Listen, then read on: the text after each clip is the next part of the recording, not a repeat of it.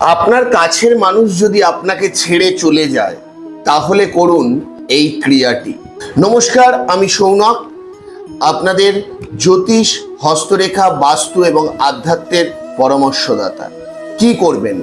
একটি তামার ঘটি নিন, তাতে গোলাপ জল পূর্ণ করুন, তার মধ্যে অশ্বগন্ধার পাউডার দশকর্মার দোকান থেকে কিনে এনে ভালো করে গলে নিন।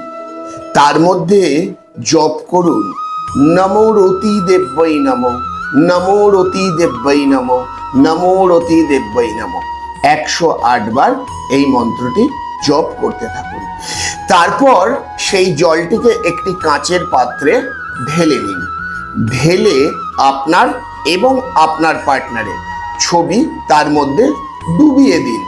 দিয়ে ভালো করে কাঁচের বয়ামের মুখটা বন্ধ করে কোনো অন্ধকার স্থানে রেখে দিন।